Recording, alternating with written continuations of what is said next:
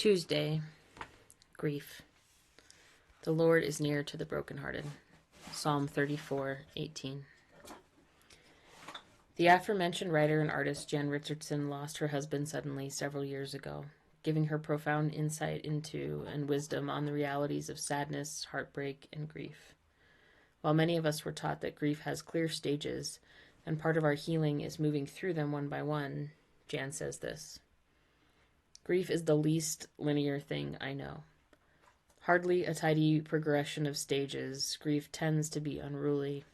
It works with the most raw and elemental forces in us, which makes it unpredictable and wild. Grief resists our attempts to force it along a prescribed path. It propels us in directions we had not planned to go. It causes what we treated as solid to give way. It opens new seams of mourning in places we thought settled. It spirals us back through layers of sorrow we thought we had dealt with.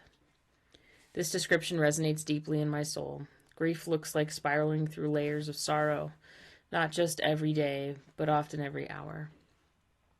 While Jan and I unexpectedly lost people we dearly loved, many of us are experiencing deep sadness in different ways. It might be loneliness, physical, emotional, or spiritual pain, loss, disappointment, despair about injustice and oppression in our current political system, rejection from our families, or a variety of other situations. Regardless of the range of our losses, two things remain clear to me. There's a lot of heartbreak in the world, and grief has no rules. Grief has no rules. Jesus was well acquainted with grief and the human experience. He wept openly, sweated blood, cried out in agony. As we celebrate the incarnation of God born into the world as a human, this season reminds us of this truth. Jesus intimately knows these feelings we're experiencing too.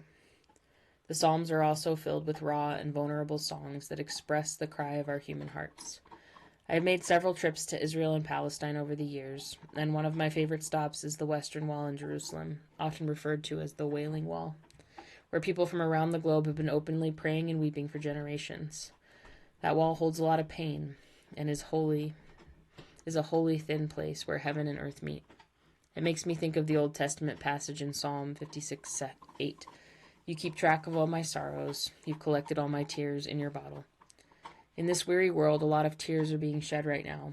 Wide varieties of grief churning in people and communities near and far. It makes me wonder if the imagery of our tears comprising the oceans is somehow much more appropriate than contained in a bottle.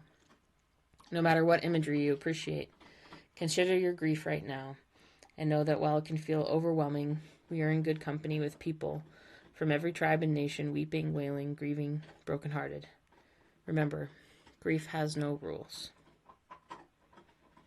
What is causing you pain right now, no matter how big or small? What are you grieving? What is your heart breaking over?